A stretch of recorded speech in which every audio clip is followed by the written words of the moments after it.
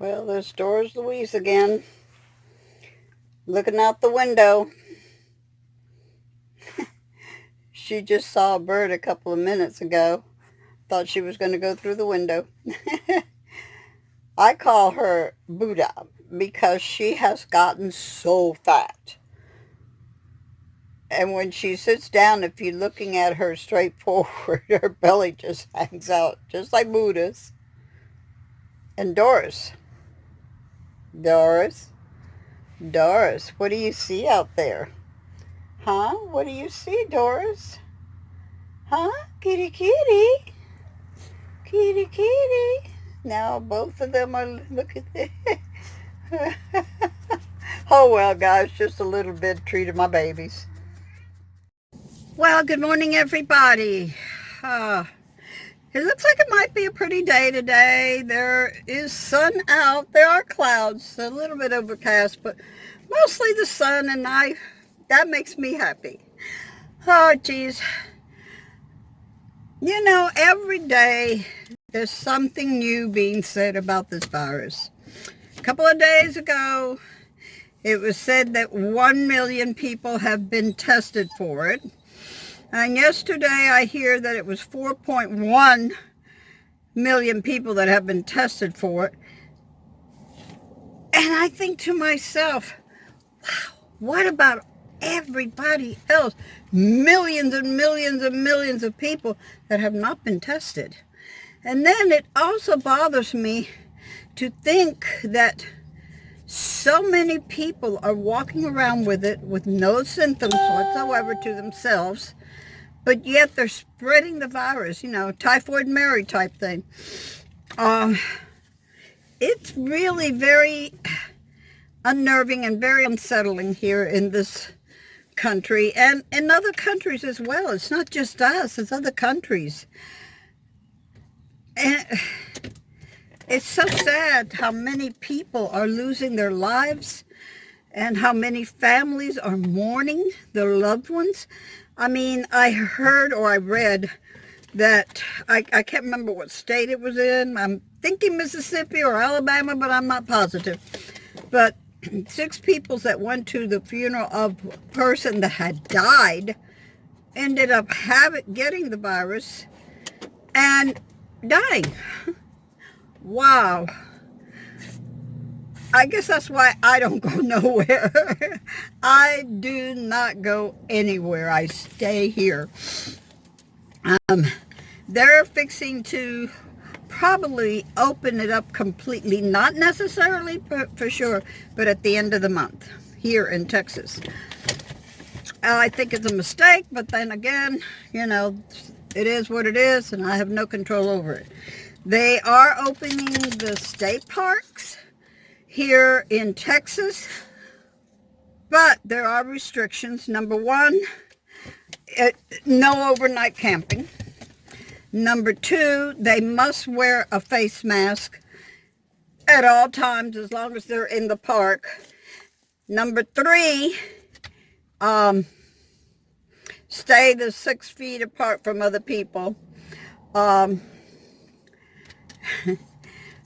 a crowd no more than 5 people. Move. Me, I've decided I really want to leave here, but I don't want, I don't know where to go right now.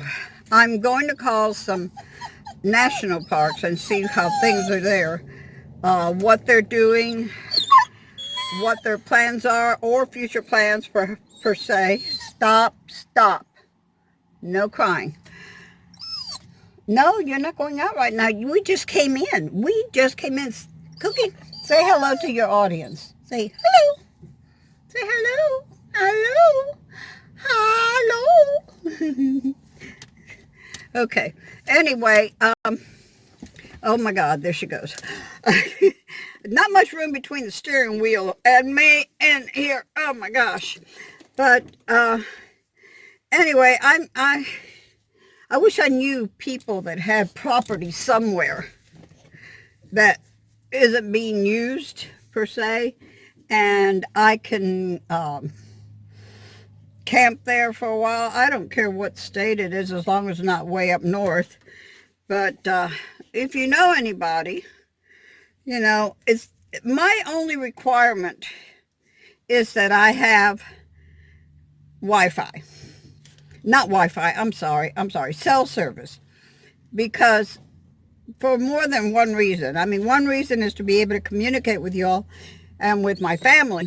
But the other reason is if there's an emergency, could always get out. And that's my only requirement of any place I stay, is that there is cell service. But yeah, if y'all know of anybody that has property somewhere that they are not actually using and it's out in the woods or out in the country, text me. Let me know. Let me know, because I want out of here as soon as I can. But I don't want to do it and jeopardize myself. No, just, my pets. Oh my God, my pets. Okay, Noah bought some small solar panels to put in his car, because that's where he would be staying at wherever we're going, unless we're fortunate enough, or he's fortunate enough to find a van or something larger, But anyway, he came in and he was going back out, and Kent Kitty, my black cat, darted out. So he's looking for her, and she got underneath my van here.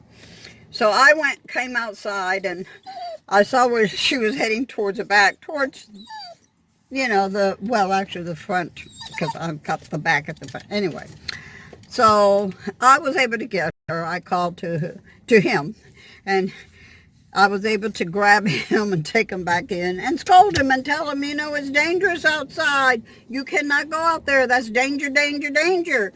So, but normally I look before I open the door, because I know he's my escaped artist. He does that. Very rarely, but he does it. And at one time, okay, he was my husband's cat. And he was a feral cat. And my husband took it in. It was very young at the time. And so, anyway,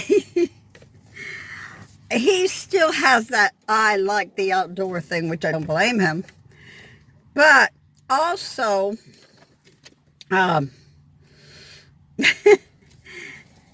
when we had the fire in Yarnell in 2013, it was, hold on, 1 minute. Well, anyway, I didn't pause it, I ended up stopping it, so now I'll just edit it together. Anyway, so when we had the fire, Kent Kitty got out and took off, and for almost 2 years, Wes couldn't find her. And then one day, he found her. And that's the reason he knew it was Kent Kitty, is because the eyes, because Kent Kitty's got one eye that's part brown and part green, and the other eye is just normal. So he was able to know it was him. So he got him and brought him back into the house. And Kent Kitty never went back out again, because Wes wanted to make sure that Kent Kitty didn't get out there. And so occasionally, Kent Kitty, when we were in Spring Hill in Louisiana, Kent Kitty would go out. But she wouldn't go I always call her she. He wouldn't go very far, because he would stay close to the house. And I would freak out all the time. But all I had to do was sit in my lounge chair and say, "Come here, Kent Kitty," and come to me. Otherwise, he would not come. But he would come to me to get on my lap. In Alabama, before Hurricane Michael, I think it was in Mississippi. No, it was in Mississippi. When I was there before I went to Florida, day I'm leaving, he gets out. Well, I'm not going to leave. And there was a hurricane coming through. It wasn't Michael. It was a different one. And it was heading to Mississippi towards the area where I was. So I'm sitting out there and I'm going, I'm not leaving without this cat. I'm just not leaving without it. I promised my husband I'd take care of them, and I'm going to. So anyway, I decided, oh, I got a can of cat food. And after trying to chase him down and he wouldn't come to me, I sat down on the chair. I opened the can of cat food and it came right to me. And that was it, man. I was so glad because I wasn't going to leave without him. No way would I leave without him. So he's bad about that. And so I'm very careful when I open the door to make sure he's not near it where he can dart out. Anyway, that's the end of the story. I'm going to let you all go. But I love every one of you. And please stay safe. Avoid going anywhere if possible. And when you do, make sure you use the protections, your face mask, gloves. I do. I use the gloves and the face mask. Keep your sanitizer handy. And keep your distance away from people, which is sometimes very difficult because some people don't know what distance is. When I went to the store several weeks back, it was like I'd see them and they're coming to me and they're not moving. So I'm backing up. I'm trying to get away. Let me go down this other. Oops, this aisle's got people coming my way too. So it can be very difficult. But I survived it and I'm proud of myself. But guys, do be safe. Protect yourself. Not only for yourself, but for your loved ones and your friends and other people as well. Peace, hugs. Don't forget to like, share, comment, and subscribe.